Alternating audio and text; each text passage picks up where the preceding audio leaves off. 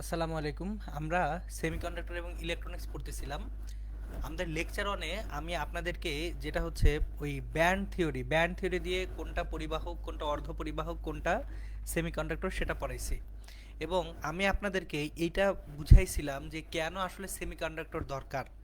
So lecture ওয়ানে আমি খুব সুন্দর মতো এটা আপনাদেরকে বুঝাইছিলাম যে আমাদের পরিবাহক দিয়ে কন্ট্রোল স্থাপন করা যায় না। পরিবাহকে ভোল্টেজ দেওয়া হলে যেদিক দিয়েই পোলারিটি দেওয়া হোক না কেন একটা কারেন্ট ফ্লো করবেই, কিন্তু অর্ধ পরিবাহক দিয়ে আমরা কন্ট্রোল স্থাপন করতে পারি। তার মানে হচ্ছে অর্ধ পরিবাহক একদিক থেকে কারেন্টটাকে পাস করতে দিবে, কিন্তু অন্য দিক থেকে কারেন্টটাকে পাস করতে দিবে না। এখন আমরা এই যে সেমিকন্ডাক্টরটা আছে, এই সেমিকন্ডাক্টরের আজকে যেটা করব সেটা হচ্ছে সেমিকন্ডাক্টর কীরকম হতে পারে, কত প্রকার, এই প্রকারভেদের পাশাপাশি কিভাবে সেমিকন্ডাক্টরগুলোকে ডোপিং করা যায় বা ডোপিংটা আসলে কী জিনিস সেটা দেখাবো। এবং ডোপিং শেষে সেগুলো দিয়ে কিভাবে ডায়েট তৈরি করা যায় এবং ডায়েট কিভাবে কাজ করে এই জিনিসপত্রগুলো আমরা পড়বো একটা একটা করে। সো প্রথমেই আমরা সেমিকন্ডাক্টর দুই প্রকার যে সেটা আগে জেনে নিই। সেমিকন্ডাক্টর বা অর্ধপরিবাহক।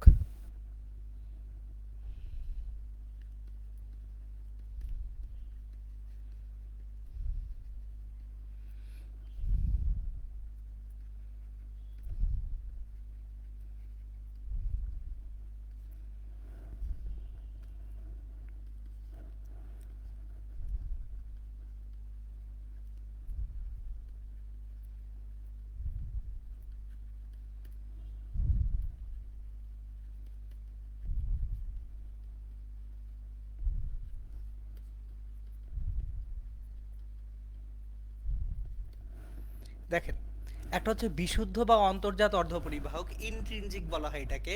সো এই বিশুদ্ধ বা আপনার অ্যাকচুয়ালি অন্তর্জাত কেন বলা হচ্ছে? অন্তর্জাত বলা হচ্ছে এই কারণে, এই টাইপ সেমিকন্ডাক্টরে ওই পদার্থ ছাড়াও অন্য কোনো পদার্থ থাকে না।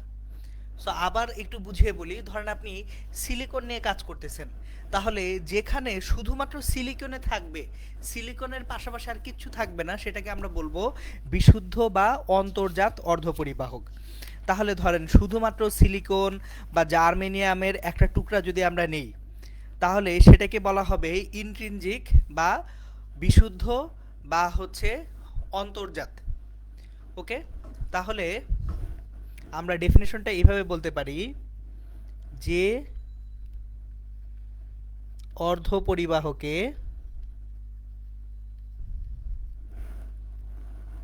কোনো অপদ্রব্য মিশ্রিত থাকে না,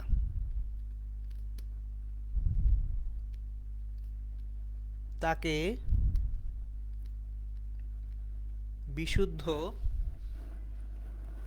বা ইন্ট্রিনজিক অর্ধপরিবাহক বলে।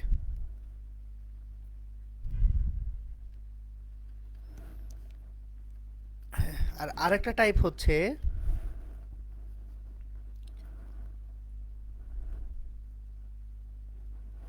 অবিশুদ্ধ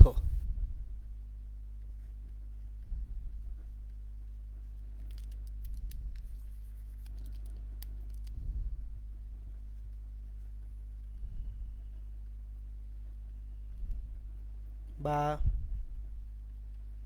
বহির্জাত অর্ধপরিবাহক, এটাকে এক্সট্রিনজিক বলা হয়। তাহলে যে অর্ধপরিবাহকে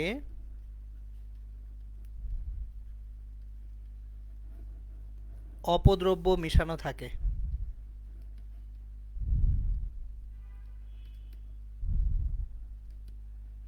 তাকে অবিশুদ্ধ বা এক্সট্রিনজিক অর্ধপরিবাহক বলে।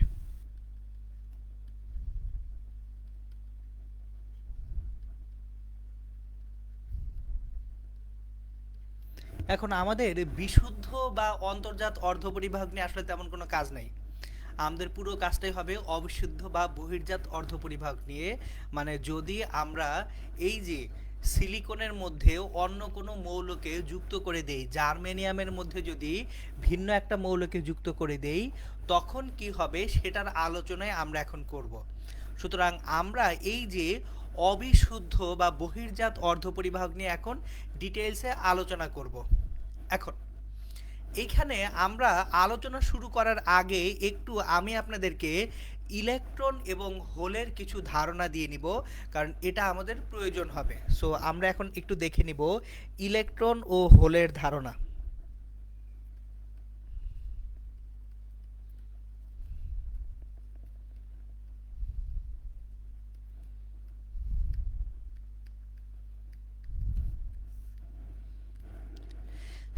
দেখেন, আমরা যখন বিশুদ্ধ পরিবাহীর কথা চিন্তা করতেছি, বিশুদ্ধ অর্ধপরিবাহীতে আদার দেন সিলিকন, আদার দেন জার্মেনিয়াম কিছু নেই। এখন একটা অর্ধপরিবাহীতে যখন ইলেকট্রিক ফিল্ড বা তড়িৎ ক্ষেত্র প্রয়োগ করা হবে, তখন এর মধ্যে একটা কারেন্টের ফ্লো হয়। এখন এই কারেন্টের ফ্লো আমরা সবসময় জানি যে ইলেকট্রনের মাধ্যমে শক্তির প্রবাহ হচ্ছে কারেন্টের জন্য দায়ী। সো অ্যাকচুয়ালি আমরা সবসময় আসলে ইলেকট্রনের মাধ্যমেই শক্তির প্রবাহ করি, কিন্তু আপাত দৃষ্টিতে মনে হয় এখানে ইলেকট্রনও কারেন্ট ফ্লো করতে পারে, হোলও কারেন্ট ফ্লো করতে পারে। আসলে সব সময় ইলেকট্রনই ফ্লো করবে, কিন্তু আমরা ইলেকট্রন ফ্লো করলেও মনে হবে হোল ফ্লো করতেছে কিছু কিছু ক্ষেত্রে, সেটার ডিটেলসে আমি পরে আসব। সো আপাতত আগে জেনে নেই যে ইলেকট্রন কি এবং হোল কি। ওকে, এখন আমরা যোজন ব্যান্ড এবং পরিবহন ব্যান্ড পড়ছি। সো জিনিসটা একটু খেয়াল করব আমরা। ধরেন আমি একটা গ্রাফ আঁকি, গ্রাফের ওয়াই অ্যাক্সিসে থাকবে শক্তি ব্যান্ড।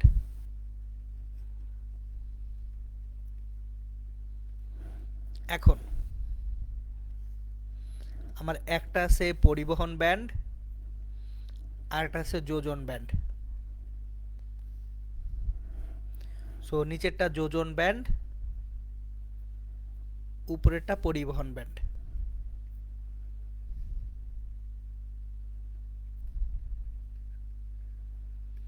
দেখেন, যোজন ব্যান্ডে যে ইলেকট্রনগুলো আছে, এই ইলেকট্রনগুলা অ্যাকচুয়ালি কি ইলেকট্রন?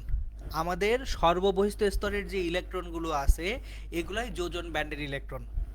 এখন যদি আমার যোজন ব্যান্ড থেকে একটা ইলেকট্রন এনার্জাইজড হয়ে পরিবহন ব্যান্ডে চলে যায়, ধরেন যোজন ব্যান্ড থেকে একটা ইলেকট্রন পরিবহন ব্যান্ডে চলে আসলো, তাহলে যোজন ব্যান্ডে বা সর্ববহিস্থ স্তরে একটা ফাঁকা জায়গা তৈরি হবে। আগে একটা ইলেকট্রন ছিল, সেই ইলেকট্রনটা চলে গেছে কোথায়? পরিবহন ব্যান্ডে। এই যে তখন যোজন ব্যান্ডের মধ্যে যে ফাঁকা জায়গাটা তৈরি হচ্ছে, এটাকেই আমরা বলি অ্যাকচুয়ালি হোল। সো আবার বলতেছি, যোজন ব্যান্ডে যে ইলেকট্রনগুলি আছে, এই ইলেকট্রনগুলি যদি শক্তি লাভ করে পরিবহন ব্যান্ডে চলে যায় তড়িৎ পরিবহনে অংশগ্রহণ করার জন্য, তখন যোজন ব্যান্ডে ওই যে একটা ইলেকট্রন চলে যাওয়ার জন্য একটা ফাঁকা জায়গার তৈরি হচ্ছে, এই ফাঁকা জায়গাটাকে আমরা কি বলবো? হোল বলবো। তাহলে এই যে যত বেশি ইলেকট্রন যোজন ব্যান্ড থেকে পরিবহন ব্যান্ডে চলে আসবে, তত বেশি তড়িৎ পরিবহন হবে এবং তত বেশি হোলের তৈরি হবে। তাহলে আমরা এইভাবে বলতে পারি, যোজন ব্যান্ড থেকে যতগুলি ইলেকট্রন পরিবহন ব্যান্ডে আসবে, ঠিক ততগুলি হোল আমাদের যোজন ব্যান্ডে তৈরি হবে। এই হচ্ছে ইলেকট্রন এবং হোলের ধারণা। এখন একটা মজার জিনিস খেয়াল করেন, আমার যদি ইলেকট্রন না আসে তাহলে কি হোল তৈরি হবে? হোল তৈরি হবে না। সো ইলেকট্রন আসা আর হোল তৈরি হওয়া এই দুইটা আসলে একই কথা। এখন আমরা এই যে ইলেকট্রন এবং হোলের সংখ্যার উপর ভিত্তি করে দুই ধরনের অর্ধপরিবাহী পড়ব। একটা হচ্ছে পি টাইপ অর্ধপরিবাহী আর একটা হচ্ছে এন টাইপ অর্ধপরিবাহী। সো আমরা শুরু করব এন টাইপ অর্ধপরিবাহী দিয়ে, এন টাইপ সেমিকন্ডাক্টর।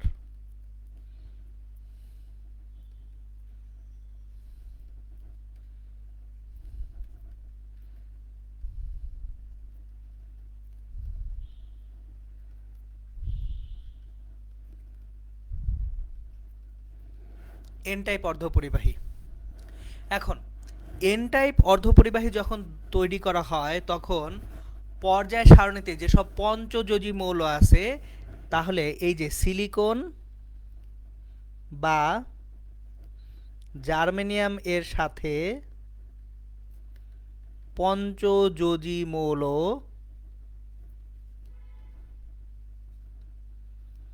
অপদ্রব্য হিসেবে মিশিয়ে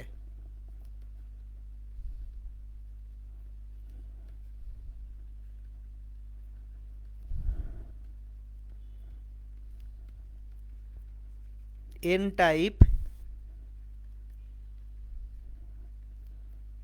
অর্ধপরিবাহী তৈরি করা হয়।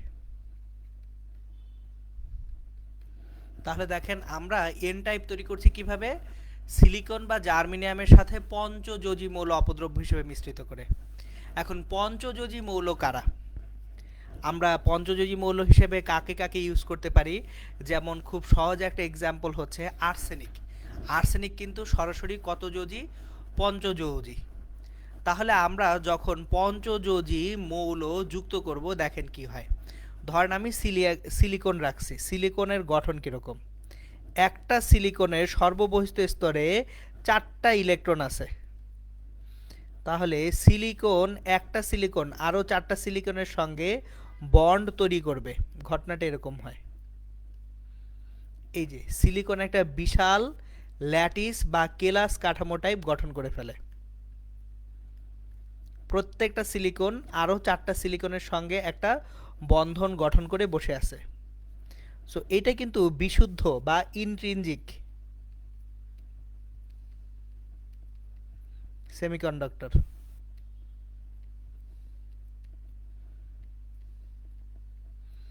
এখন আমি এই বিশুদ্ধ বা ইন্ট্রিনজিক সেমিকন্ডাক্টরের মধ্যে সুন্দর মতো একটা আর্সেনিক ঢুকাই দিব।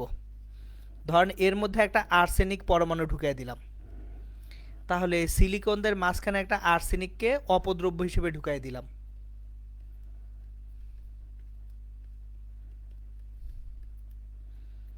যখনই আমি আর্সেনিকটাকে ঢুকিয়ে দিব, খেয়াল করেন এই একটা আর্সেনিকের সর্ববহিস্থ স্তরে কয়টা ইলেকট্রন আছে, 4টা ইলেকট্রন আছে, সরি 5টা ইলেকট্রন, পঞ্চযোজী যেহেতু।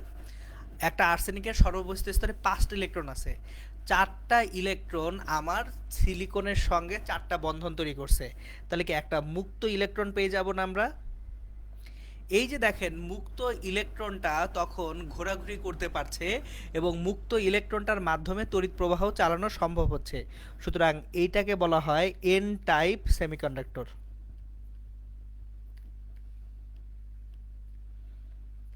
তার মানে আমরা যে সেমিকন্ডাক্টরে ইলেকট্রনের আধিক্য পাবো, ইলেকট্রন বেশি থাকবে, সেই সেমিকন্ডাক্টরটা হচ্ছে এন টাইপ সেমিকন্ডাক্টর। এখন এইখানে একটা ভুল ধারণা আছে, সেই ভুল ধারণা আমরা আগে ভেঙে দিই।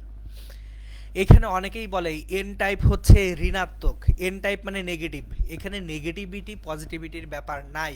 কেন একটু খেয়াল করেন, আমরা কখন আয়নের কনসেপ্টে যাব, যদি ইলেকট্রন যেটা স্বাভাবিকভাবে থাকার কথা সেটার থেকে কম থাকে বা বেশি থাকে।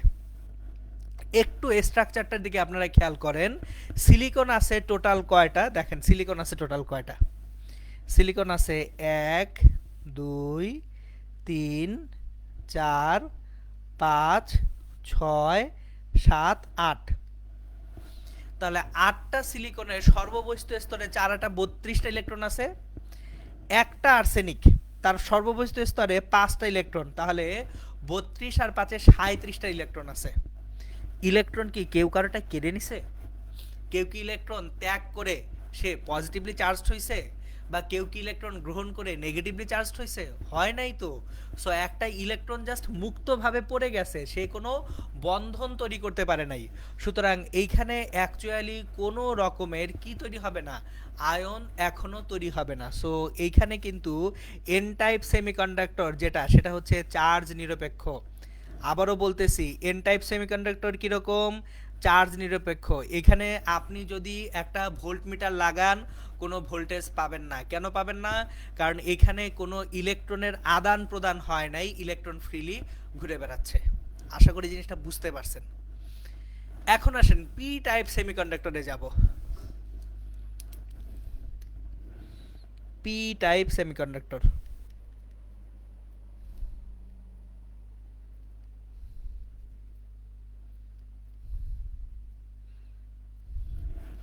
দেখেন এন টাইপ সেমিকন্ডাক্টর যখন দেখছিলাম তখন আমরা ডোপিং বা হচ্ছে অপদ্রব্য মিশ্রিত করছি, এখানে সিলিকন বা জার্মেনিয়ামের সাথে পঞ্চযোজী মৌল মিশ্রিত করছি। আর যখন আমরা পি টাইপ অর্ধপরিবাহী তৈরি করব,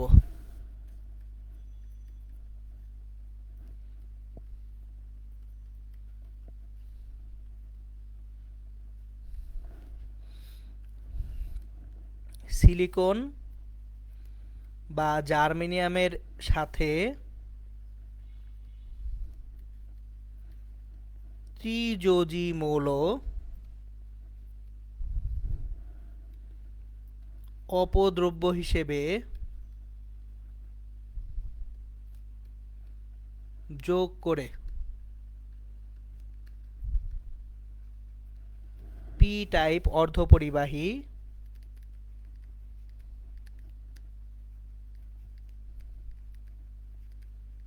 তৈরি করা হয়। তাহলে পি টাইপ কিভাবে করা হবে? ত্রিযোজী মৌল যুক্ত করা হবে।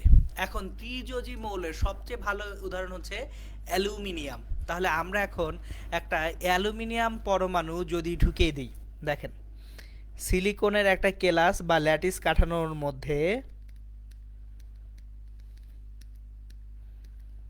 সব সিলিকন, একটা ঢুকিয়ে দিলাম অ্যালুমিনিয়াম।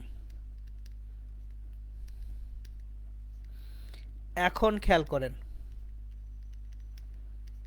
সকল সিলিকনই চারটা বন্ধন তৈরি করতে পারতেছে, কিন্তু এই যে অ্যালুমিনিয়াম যেহেতু তার এইখানে আর একটা ইলেকট্রনের ঘাটতি আছে, ইলেকট্রন নাই, সুতরাং এখানে কিন্তু বন্ধনটার সিলিকন তৈরি করতে পারতেছে না। তাহলে সিলিকন যখন বন্ধন তৈরি করতে পারতেছে না, এইখানে এই ল্যাটিসের মধ্যে একটা ফাঁকা জায়গা আছে, এই ফাঁকা জায়গাটাই হচ্ছে হোল। সুতরাং পি টাইপ সেমিকন্ডাক্টর যখন তৈরি হচ্ছে তার মানে এখানে কিসের আধিক্য থাকতেছে? হোলের আধিক্য থাকতেছে, মানে এখানে ইলেকট্রনের ঘাটতি থাকতেছে।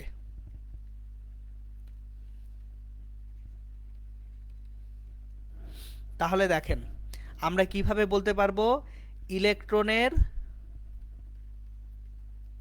আধিক্য থাকলে সেটা এন টাইপ সেমিকন্ডাক্টর, আর ইলেকট্রনের ঘাটতি থাকলে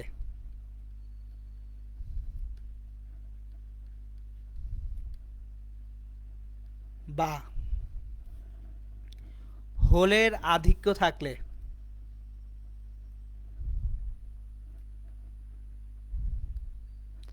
তাকে বলা হচ্ছে পি টাইপ সেমিকন্ডাক্টর।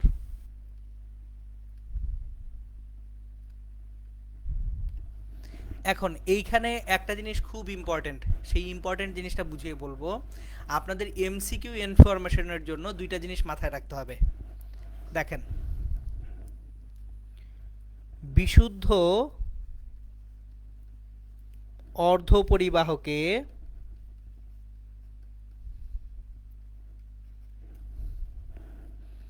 ত্রিযোজী বা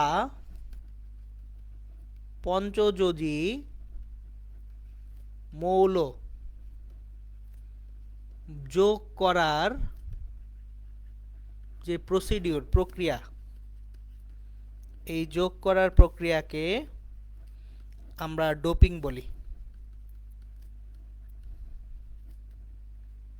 সো এই যে বিশুদ্ধ অর্ধপরিবাহকে যখন আমরা দূষিত করতেছি, এই প্রক্রিয়াটাকে বলা হয় ডোপিং।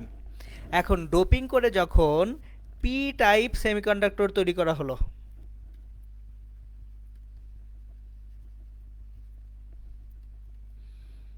পি টাইপে আধিক্য কার? হোলের আধিক্য, ইলেকট্রনের ঘাটতি। হোলের আধিক্য,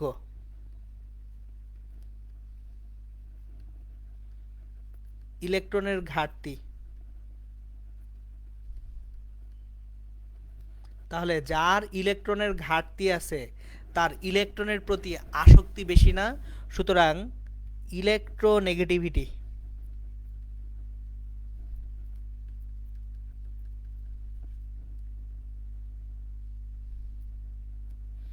বা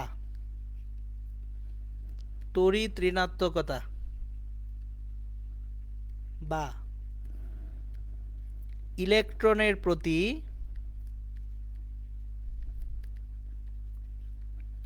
তার আসক্তিও বেশি। মানে পি টাইপ সেমিকন্ডাক্টর একটু খাই খাই স্বভাবের হবে, সে ইলেকট্রন দেখলে ইলেকট্রন খাইতে যাবে। আর এইখানে দুইটা জিনিস আরো মাথায় রাখতে হবে। একটা হচ্ছে গরিষ্ঠ আধান বাহক,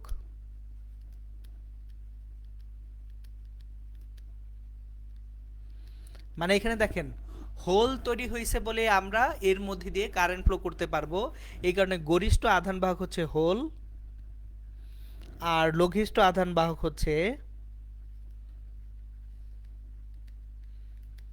ইলেকট্রন।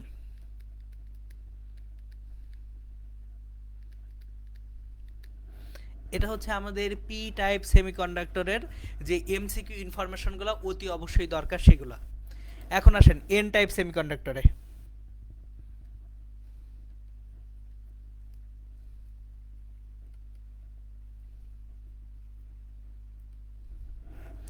এন টাইপ সেমিকন্ডাক্টরে কি কি জিনিসপত্র থাকবে দেখেন। পি টাইপে আমরা যেহেতু পঞ্চযোজী মৌল না ত্রিযোজী মৌল নিয়ে কাজ করতেছিলাম, পি টাইপে কি নিয়ে কাজ করছিলাম, ত্রিযোজী মৌল, একটা ইলেকট্রনের ঘাটতি রয়ে গেছে ফলে হোল তৈরি হয়েছে। আর আমি যখন এন টাইপ নিয়ে কাজ করছি তখন একটা ইলেকট্রনের আধিক্য রয়ে গেছে, তাহলে আমাদের এন টাইপ যখন নিব তখন ইলেকট্রনের আধিক্য থাকবে। এন টাইপে হচ্ছে ইলেকট্রনের আধিক্য।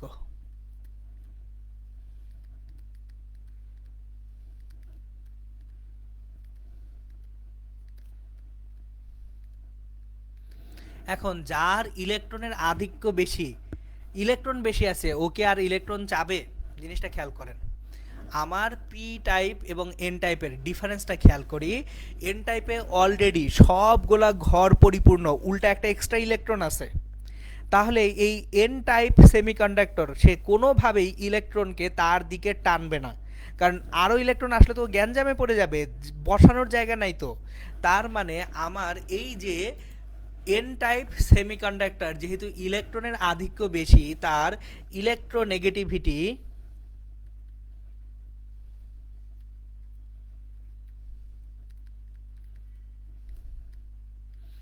বা তড়িৎ ঋণাত্মকতা বা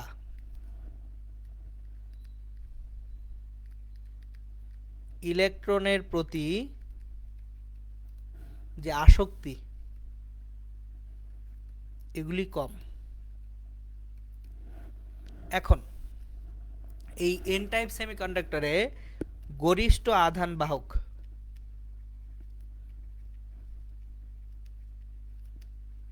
ইলেকট্রন বেশি থাকার কারণে সে তড়িৎ প্রবাহ করবে, এই জন্য গরিষ্ঠ বা যেটা বড় বিগার গরিষ্ঠ আধান বাহকটা হচ্ছে ইলেকট্রন। আর লঘিষ্ঠ আধান বাহক এটা হচ্ছে হোল। এই হচ্ছে আমাদের পি টাইপ সেমিকন্ডাক্টর এবং এন টাইপ সেমিকন্ডাক্টরের ডিটেইলস এবং যে জিনিসপত্রগুলো আপনাদের লাগবে, এমসিকিউ হোক বা হচ্ছে আপনার ব্যাখ্যামূলক প্রশ্ন হোক, যেখানে হোক লাগুক। এখন আমরা এই পি টাইপ আর এন টাইপ এই দুইটা সেমিকন্ডাক্টরে একত্রে যুক্ত করে যেটা তৈরি করি তাকে বলা হয় জংশন ডায়োড বা জাংশন ডায়োড। এটাকে পিএন জাংশন ডায়োডও বলে। সো একটা পি টাইপ একটা এন টাইপ সেমিকন্ডাক্টরকে মুখোমুখি যদি যুক্ত করে দেওয়া হয় তাহলে যেটা তৈরি হয় তাকে বলা হয় পিএন জাংশন ডায়োড। তাহলে আগে আমরা স্ট্রাকচার বা গঠনটা পড়ব। আমি একটু স্লো যাব এখানে, কারণ এখানে জিনিসটা বোঝাটাই মূল ইস্যু। তো একটা পি এন জাংশন ডায়োডে কি ঘটে সেটা দেখব। দেখেন, একটা পি টাইপ সেমিকন্ডাক্টর আছে, একটা এন টাইপ সেমিকন্ডাক্টর আছে, দুইটাকে পাশাপাশি রাখছি। পিতে কার আধিক্য বেশি? পিতে হোলের আধিক্য বেশি।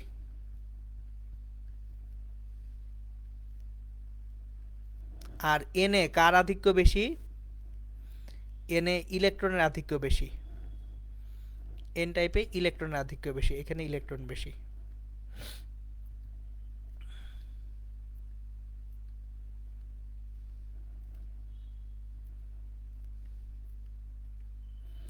এখন দেখেন, যদি পি এবং এন কে মুখোমুখি রাখা হয়, পি এবং এন কে আপনি মুখোমুখি রেখে দিচ্ছেন, পি টাইপ একটা আপনার অর্ধপরিবাহক নিছেন, এন টাইপ একটা অর্ধপরিবাহক নিছেন, তাদেরকে দুইজনকে জাস্ট মুখোমুখি রেখে দিচ্ছেন। দুইজনকে যদি মুখোমুখি রেখে দেন তখন কি হবে সেটা আমরা দেখব। দেখেন, আমরা যখন দুইজনকে মুখোমুখি রাখবো, খেয়াল করেন একটু আগে কিছু কথাবার্তা বলছি, পি টাইপের ইলেকট্রনের ঘাটতি আছে, তাহলে ওর ইলেকট্রনের প্রতি আসক্তি বেশি, সুতরাং ও ধরেন একটা ইলেকট্রনকে টান দিয়ে নিয়ে আসলো। পি টাইপের যেহেতু ইলেকট্রনের ঘাটতি আছে, সে একটা ইলেকট্রনকে টান দিয়ে নিয়ে আসলো, এখান থেকে ইলেকট্রনকে টান দিল। যখনই সে একটা ইলেকট্রনকে টান দিল, সঙ্গে সঙ্গে সে কিন্তু, খেয়াল করেন, এখন সে একটা ইলেকট্রনকে ছিনতাই করছে। যে এখন ইলেকট্রনের আধিক্যে চলে যাবে, সে এখন নেগেটিভ আয়ন হয়ে যাবে। কথাগুলো একটু মনোযোগ দিয়ে শুনবেন। যতক্ষণ হোল ছিল, যতক্ষণ শুধু ইলেকট্রন ছিল, ততক্ষণ কিন্তু কোনো আয়ন ছিল না।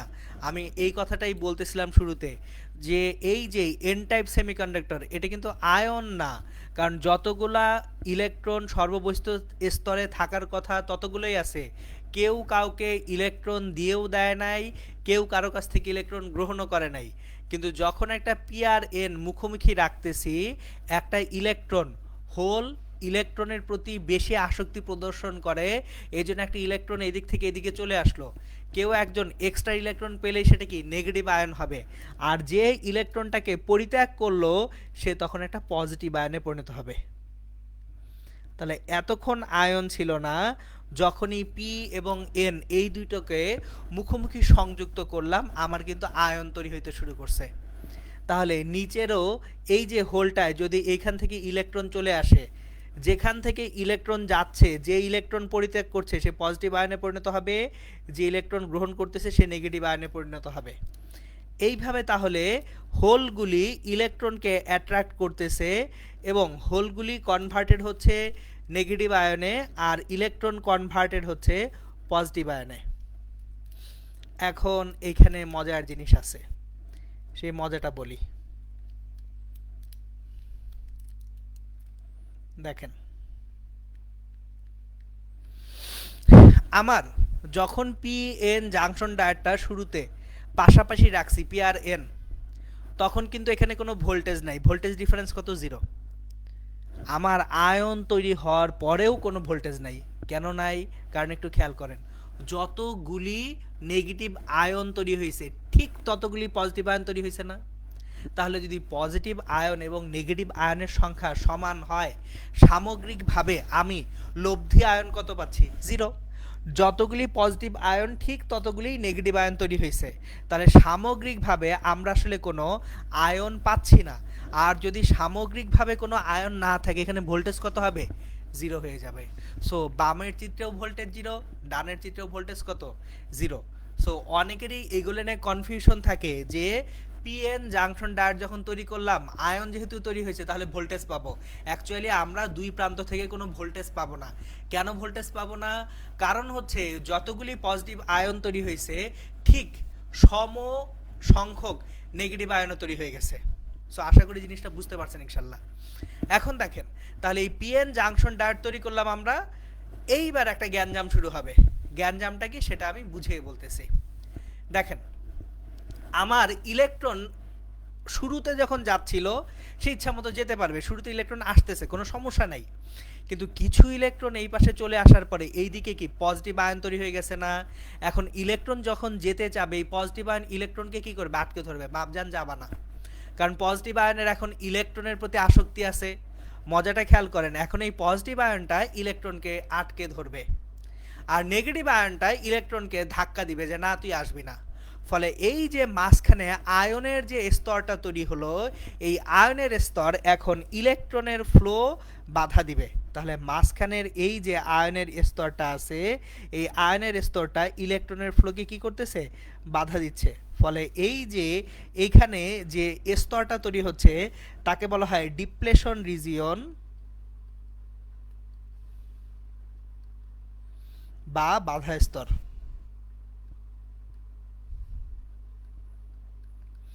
এখন যদি এই ডিপ্লেশন রিজিয়ন বা বাধা স্তরটাকে ভাঙা না যায় তাহলে কিন্তু আর ইলেকট্রনের ফ্লো হবে না, আর ইলেকট্রনের ফ্লো না হলে তড়িৎ প্রবাহ হবে না। সুতরাং এখন আমাদেরকে তাহলে এই ডিপ্লেশন রিজিয়ন বা বাধা স্তরটা ভাঙতে হবে। সো ডিপ্লেশন রিজিয়ন বা বাধা স্তর অতিক্রম করার জন্য যে ভোল্টেজ অ্যাপ্লাই করতে হয় তাকে বলা হয় বায়াস ভোল্টেজ। তাহলে ডেফিনিশন লিখে ফেলে এখানে, ডিপ্লেশন রিজিয়ন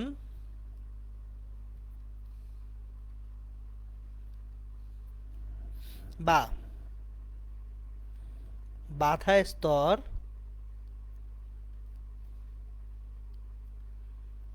অতিক্রম করার জন্য যে ভোল্টেজ অ্যাপ্লাই করা হয় তাকে বায়াস ভোল্টেজ বলে।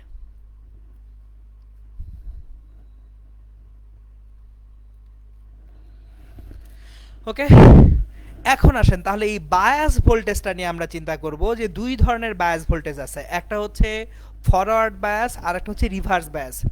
কিন্তু বায়াস ভোল্টেজে যাওয়ার আগে এই যে ডায়োডটা আমরা তৈরি করলাম, এই ডায়োডটা আসলে দেখতে কিরকম সেটা একটু বুঝিয়ে বলি।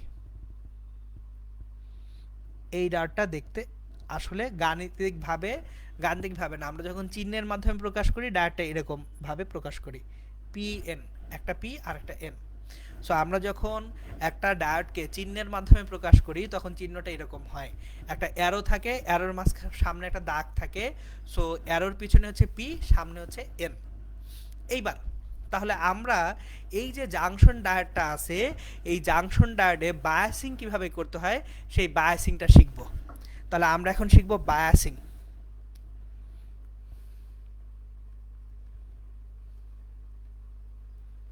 ফরওয়ার্ড বায়াস বা সম্মুখী ঝোঁক। সো ফরওয়ার্ড বায়াস বা সম্মুখী ঝোঁক জিনিসটা কি এবং এই বায়াস ভোল্টেজটা কিভাবে অ্যাপ্লাই করা হয় সেটা আমরা একটু দেখি এখন।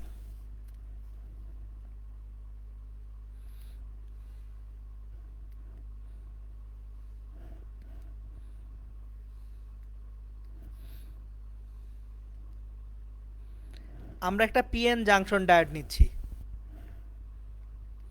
এই পিএন জাংশন ডায়োডে পি এর প্রান্তে যদি আমরা একটা পজিটিভ ভোল্টেজ দেই, এন এর প্রান্তে যদি আমরা একটা নেগেটিভ ভোল্টেজ দেই, পি এর প্রান্তে কি দিব? পজিটিভ, আর এন এর প্রান্তে দিব নেগেটিভ। তাহলে এটাকে বলা হয় ফরওয়ার্ড বায়াস। কেন এটাকে ফরওয়ার্ড বায়াস বলা হয় সেটা এখন আমরা বুঝবো। দেখেন, পি এবং এন এর মাঝখানে কিছু আয়ন তৈরি হয়েছে। পি এর দিকে এখানে আয়ন তৈরি হয়েছে নেগেটিভ, আর এন এর দিকে আয়ন তৈরি হয়েছে পজিটিভ, এবং একটা ডিপ্লেশন রিজিয়ন বা বাধা স্তর তৈরি হয়ে গেছে, যার ফলে ইলেকট্রন আর ফ্লো করতে পারতেছে না, ফলে কারেন্ট আর ফ্লো করতেছে না। এখন পি এর পাশে আছে কি? এক্সট্রা আছে হোল, আর এন এর পাশে এক্সট্রা আছে ইলেকট্রন। এদিকে হোল আছে, আর এন এর পাশে এক্সট্রা আছে ইলেকট্রন, এদিকে ইলেকট্রন আছে।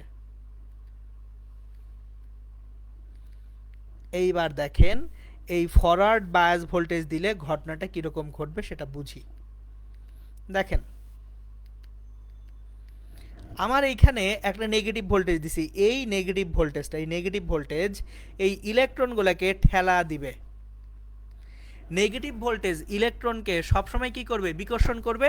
তাহলে নেগেটিভ ভোল্টেজ ইলেকট্রনটাকে ঠেলা দিচ্ছে যে তুমি এই দিক থেকে ওই দিকে যাও, আর পজিটিভ ভোল্টেজ এই ইলেকট্রনটাকে ওই দিক থেকে টানতেছে যে বাপ তুই এই দিকে আয়। খেয়াল করেন, পজিটিভ ভোল্টেজ ইলেকট্রনটাকে টানে আর নেগেটিভ ভোল্টেজ ইলেকট্রনটাকে ঠেলে। তাহলে এই যে একটা ইলেকট্রন, সেই একটা ইলেকট্রনের উপরে দুইটা বল আসতেছে, একটা হচ্ছে পুশ আর একটা হচ্ছে পুল। একই সাথে ধনাত্মক যে ভোল্টেজটা আছে, পজিটিভ ভোল্টেজটা আমার ইলেকট্রনটাকে টানতেছে, পুল করতেছে, আর ঋণাত্মক যে ভোল্টেজটা সেটা এই ইলেকট্রনটাকে ঠেলতেছে, পুশ করতেছে। তাহলে একই সাথে পুশ এবং পুল হওয়ার কারণে ইলেকট্রনটা এন টাইপ থেকে কোথায় চলে আসবে, পি টাইপে চলে আসতে বাধ্য হবে। সো এইভাবেই অ্যাকচুয়ালি ডিপ্লেশন রিজিয়ন বা বাধা স্তরটা নাই হয়ে যায়। তাহলে একটি ন্যূনতম ভোল্টেজ প্রয়োগ করা হলে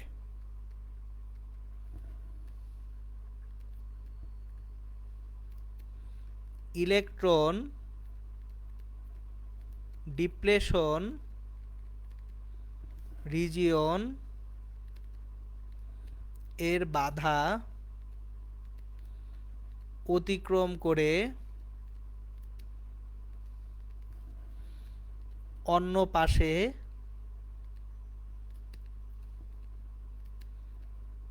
চলে যেতে পারে।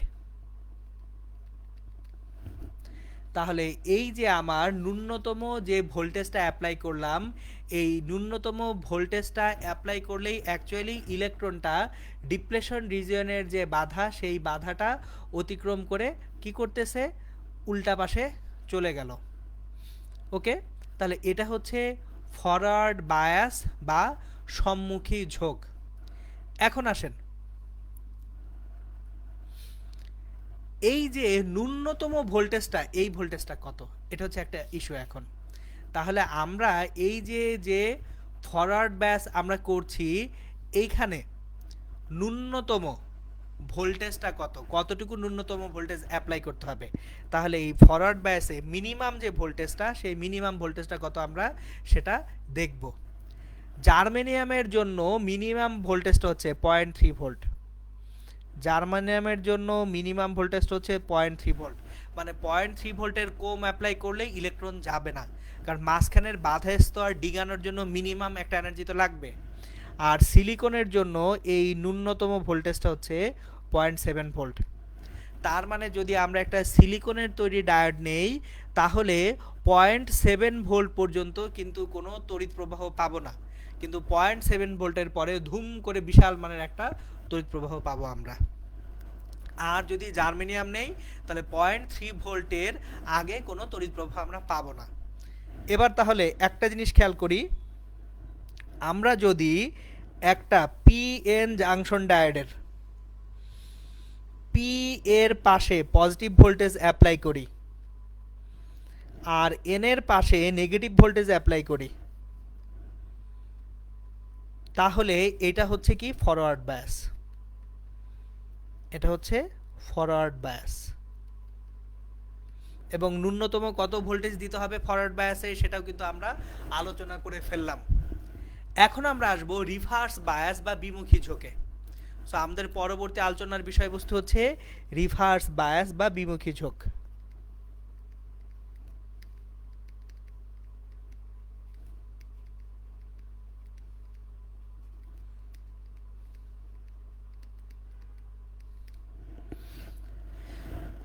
রিভার্স বায়াসে আমরা যেটা করব,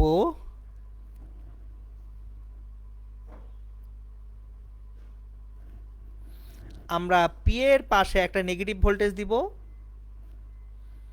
এন এর পাশে দিব পজিটিভ ভোল্টেজ।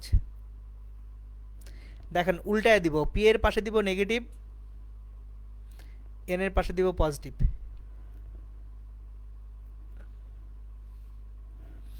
তাহলে পি এর পাশে যদি নেগেটিভ ভোল্টেজ দেই, এন এর পাশে পজিটিভ ভোল্টেজ দেই, তাহলে আমাদের অ্যাকচুয়ালি এটা তখন কি হবে, রিভার্স বায়াস বা বিমুখী ঝোঁক তৈরি করবে। এখন তাহলে এখানে আমরা রিভার্স বায়াসে কি পাবো সেটা একটু দেখি। দেখেন ইলেকট্রনের কার প্রতি আসক্তি আছে, ইলেকট্রন পজিটিভ যে ভোল্টেজটা, পজিটিভ ভোল্টেজ ইলেকট্রনকে কি করবে, টানবে, আকর্ষণ করবে। তাহলে এইখানকার যে ইলেকট্রনগুলো আছে এই ইলেকট্রনগুলা ডান দিকে সরে আসবে পজিটিভ ভোল্টেজের কারণে, তারা ডান দিকে কনসেন্ট্রেটেড হবে। এখন মজাটা দেখাচ্ছি।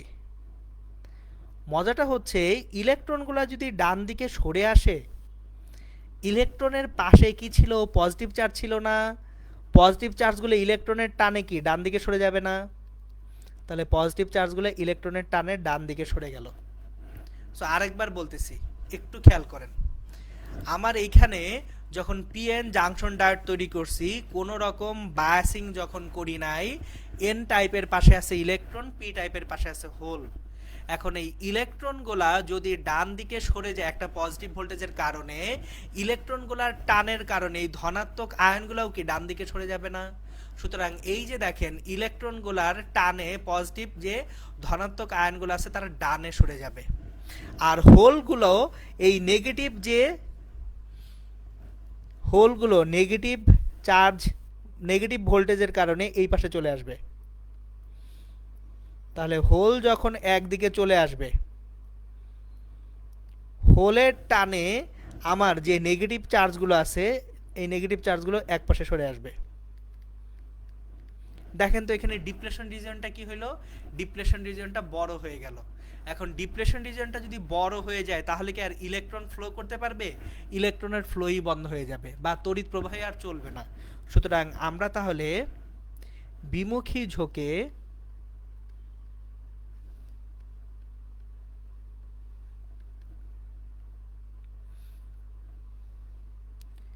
ডিপ্লেশন রিজিয়ন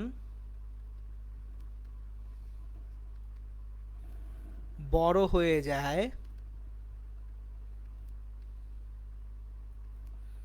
ও কোনো তড়িৎ প্রবাহ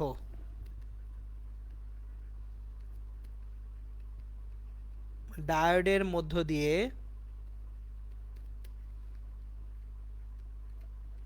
চলে না।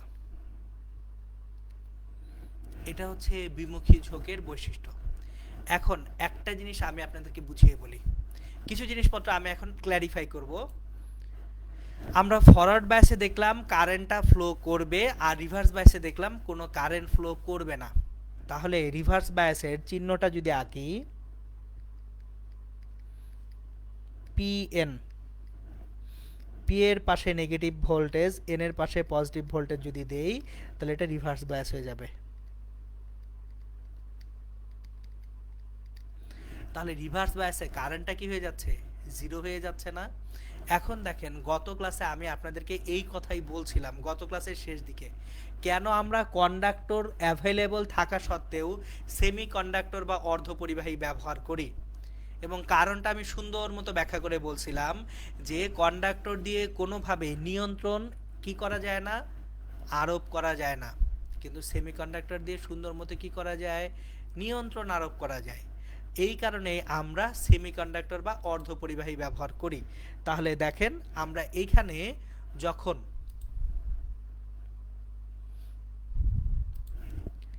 খেয়াল করেন,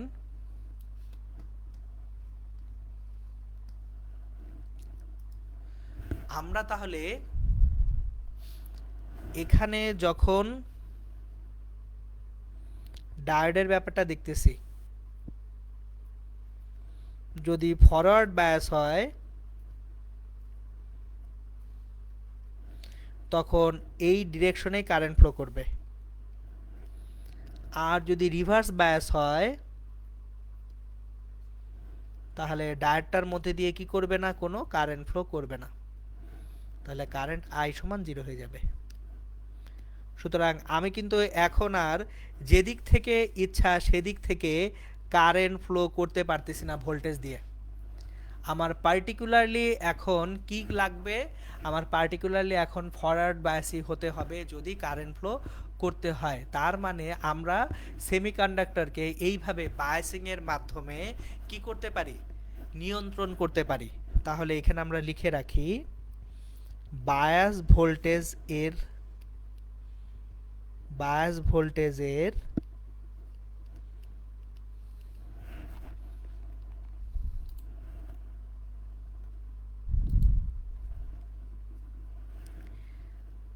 মান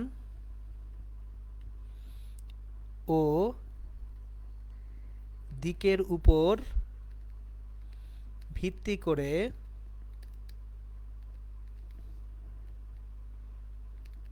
সেমিকন্ডাক্টর বা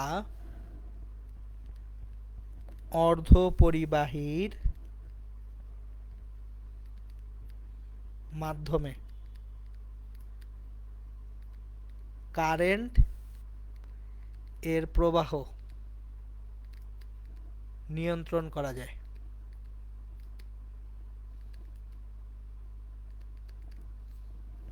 সো আশা করি এটা ইনশাল্লাহ সবাই বুঝে গেছেন। এখন দেখেন আমরা বায়াস ভোল্টেজ দেখে ফেললাম। এখন এইখানে একটা ছোট্ট জিনিস আছে, যেহেতু বায়াস ভোল্টেজ পড়তেছি, আমার ফরওয়ার্ড বায়াস যখন থাকবে তখন কিন্তু কারেন্টটা ফ্লো করতেছে। তাহলে আমরা এইভাবে চিন্তা করব, ফরওয়ার্ড বায়াস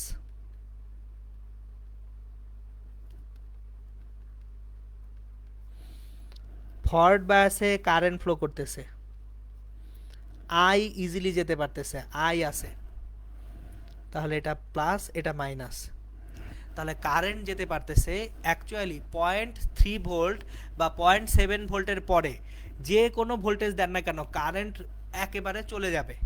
সো তাহলে থিওরিটিক্যালি তাত্ত্বিকভাবে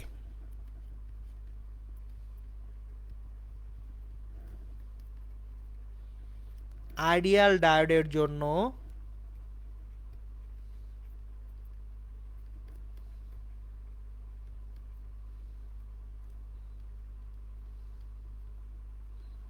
ফরওয়ার্ড বায়াস বা সম্মুখী ঝোঁকে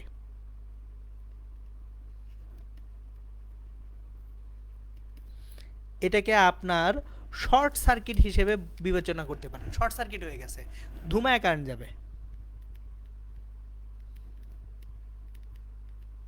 শর্ট সার্কিট হিসেবে বিবেচনা করা যায়।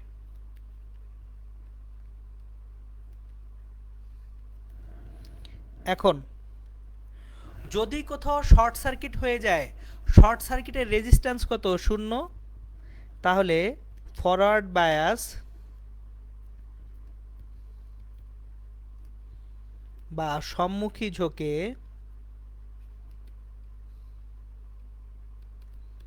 PN junction ডায়োডের resistance 0। এটা হচ্ছে ফরওয়ার্ড বায়াসের জন্য। এবার আসি রিভার্স বায়াসে, বিমুখী ঝোঁকে।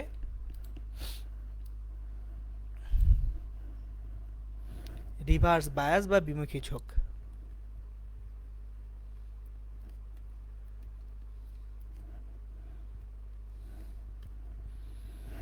আমাদের রিভার্স বায়াস যখন করছি, পিএন জাংশন ডায়োডের পি প্রান্তে নেগেটিভ, এন প্রান্তে পজিটিভ। পিএন জাংশন ডায়োডের পি প্রান্তে নেগেটিভ আর এন প্রান্তে পজিটিভ ভোল্টেজ দিছি, তাহলে কারেন্টটা জিরো। কারেন্ট যদি জিরো হয়ে যায় তার মানে কি, এটা ওপেন সার্কিট হয়ে গেছে। দেখেন একটা সুইচ, এই সুইচটা যদি ক্লোজ করি, সুইচটাকে যদি অন করি, সুইচ অন, তাহলে তো শুধুমাত্র কারেন্টটা যাবে। তাহলে আমরা এই সুইচ অন কাকে বলতে পারি, সুইচ অন বলতে পারি ফরওয়ার্ড বায়াসকে। তাহলে ফরওয়ার্ড বায়াসকে আমরা অ্যাকচুয়ালি সুইচটাকে অন হিসেবেও তুলনা করতে পারি, ফরওয়ার্ড বায়াসের সঙ্গে আমরা সুইচ অন হিসেবে তুলনা করতে পারি। তাহলে মজার জিনিস খেয়াল করেন, ডায়েটকেও কিন্তু আমরা সুইচ হিসেবে ব্যবহার করতে পারবো। অনুধাবনমূলক প্রশ্ন জিজ্ঞেস করতেই পারে যে ডায়েটকে কিভাবে তুমি একটি সুইচ হিসেবে ব্যবহার করতে পারবে। আর এই যে বিমুখী ঝোঁক যখন করতেছি তখন কিন্তু অ্যাকচুয়ালি সুইচ অন না, এখানে কোনো কারেন্টই ফ্লো হচ্ছে না, কারেন্ট আই সমান 0। তাহলে রিভার্স বায়াসে আইডিয়াল ডায়োড কে ওপেন সার্কিট হিসেবে বিবেচনা করা যায়।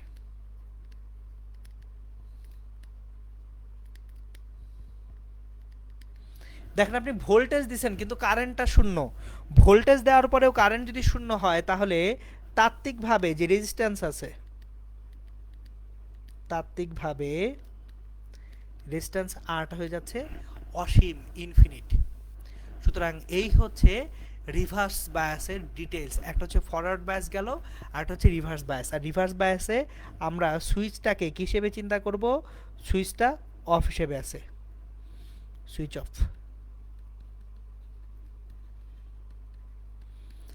তাহলে দেখেন আমরা কিন্তু একেবারে পিএন জাংশন ডায়োড এর মোটামুটি কার্যপ্রণালী শিখলাম। এখনো পুরোটা শেষ হয় নাই, এখনো এই ডায়োডের তড়িৎ প্রবাহের জন্য রিভার্স বায়াস রিজিয়নে এবং ফরওয়ার্ড বায়াস রিজিয়নে গ্রাফ কিভাবে আসে এবং এখান থেকে কীরকম ম্যাথমেটিক্যাল প্রবলেম সলভ করা যায় সেগুলো নিয়ে ইনশাল্লাহ আমরা পরবর্তী ক্লাসে আলোচনা করব। আজকের ক্লাসে আমি এই পর্যন্তই রাখবো। ওকে, তাহলে হচ্ছে আজকে এই পর্যন্তই রাখতেছি, কারণ পুরা বাংলা প্যাচাল তো, বেশিক্ষণ টানা বাংলা প্যাচাল পারতে গেলে মাথা ব্যথা করে। আচ্ছা, এনডিসির কেউ আছেন কিনা এখানে? ক্লাসে এনডিসির কেউ থাকলে হাত তুলেন। ওই জুমে যারা আছেন নটরডেমের সবাই আনমিউট করে দিই।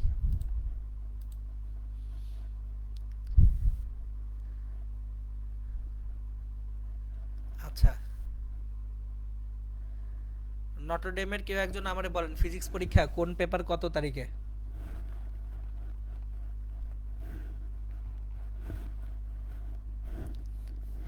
পদার্থবিজ্ঞান পরীক্ষা কবে? ওই আনমিউট হয়ে বলেন, আমি আপনাদেরকে আনমিউট হওয়ার ব্যবস্থা করে দিয়েছি তো, যে কেউ আনমিউট হয়ে যেতে পারবেন। হ্যাঁ মাহি হাসান। 14 তারিখ কোন পেপার, ফার্স্ট পেপার না সেকেন্ড পেপার না দুইটা মিলে? দুইটা পেপারই একসাথে ভাইয়া, 1.5 ঘন্টা মাঝখানে 10 মিনিটের ব্রেক, 35 মিনিট 50টা এমসিকিউ। 35 মিনিট 50টা এমসিকিউ। 50টা এমসিকিউ। আচ্ছা, 50 50 100। দুইটা করে 50 50 100। আচ্ছা, এখন মানে হচ্ছে আপনাদেরকে এনডিসিতে সব চ্যাপ্টারই পড়ে শেষ করেছিল? ভাইয়া ব্যাকগ্রাউন্ডে আপনি সলভ করে দিলে ভালো হয়। মানে কি মজা লন? পিটাবো পিটাবো। অনৈতিক কাজকর্ম নিয়ে কথাবার্তা বলেন, ছি খারাপ। এতদিন আমরা এইটুকু চিনলেন না, কষ্ট পাইলাম। এটা রিকোয়েস্ট করেন না আমারে হুদাই। আচ্ছা এই শোনেন, আমি যেটা জিজ্ঞেস করতেছিলাম যে আপনাদের যেহেতু 14 তারিখ পরীক্ষা, আজকে হচ্ছে অলরেডি 10 তারিখ। এখন 10 তারিখ যেহেতু, ফার্স্ট পেপারে আমি একটা আপনাদেরকে এমসিকিউ এর একটা শিট দিয়ে দিছি। যদি 35 মিনিটে 50টা এমসিকিউ থাকে তাহলে তো আমি যে এমসিকিউগুলো দিছি এগুলো দেওয়ার কথা না, কারণ আমি যেগুলো দিছি এগুলো করতে একটু সময় লাগবে। এগুলো আসলে ধরেন একেবারে ইঞ্জিনিয়ারিং স্ট্যান্ডার্ড এমসিকিউ দিয়ে দিছি যে এনডিসি কঠিন করলে। হ্যাঁ বলেন। সরি ভাইয়া, পরীক্ষাতে 13 তারিখে। পরীক্ষা 13 তারিখে? আচ্ছা একদিন আগে গেছে, সময় একদিন কমে গেছে। ঠিক আছে, এখন মানে হচ্ছে যদি পরীক্ষা 13 তারিখে হয়, আজকে 10, তাহলে 12 হচ্ছে পরশু, তাহলে 12 তারিখে হচ্ছে আমি কি করব সেটা একটু চিন্তা করি। আপনাদের 12 তারিখে কি পরীক্ষা? জনগণ 12 তারিখে কি পরীক্ষা?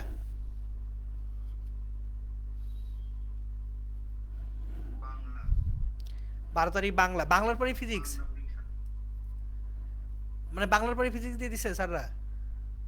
বাংলার পর তো ইংলিশ দেখছিলাম।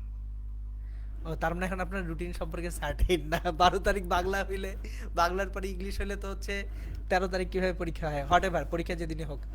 এখন আমারে এইটা বলেন যে যদি 35 মিনিটে 50টা এমসিকিউ হয়, স্যাররা কি আচ্ছা 14 তারিখে স্যাররা কি পরীক্ষার মানে হচ্ছে, পরীক্ষা 14 তারিখ। আচ্ছা ঠিক আছে 14 তারিখ সমস্যা নেই। স্যাররা কি পরীক্ষার কোশ্চেন নিয়ে কিছু বলছেন কিনা, অ্যানি হিন্টস অর আইডিয়াস? না স্যার, বলছে ভালো করে পড়তে। আহা ভালো করে- মানে মানে ভালো মতো প্রিপারেশন। কোনো স্যাম্পল কোশ্চেন টোশ্চেন দেন নাই কোনো স্যার, যে কি টাইপের কোশ্চেন হতে পারে? না ভাই, মানে এটাও বলেন নাই যে বোর্ড স্টাইলের এমসিকিউ হবে নাকি হচ্ছে অন্য স্টাইলের এমসিকিউ হবে? না ভাই, এরকম তো আমাদের ক্লাসে কিছু বলেনি। কিছু বলে নাই, আচ্ছা ঠিক আছে সমস্যা নেই, কিছু না বললে না বলছে। তাহলে আমরা এক কাজ করি, আমি আহ, আজকে হচ্ছে 10 তারিখ, আমি আপনাদেরকে ফার্স্ট পেপারের একটা এমসিকিউ শিট দিছিলাম, 144টা এমসিকিউ দিছিলাম।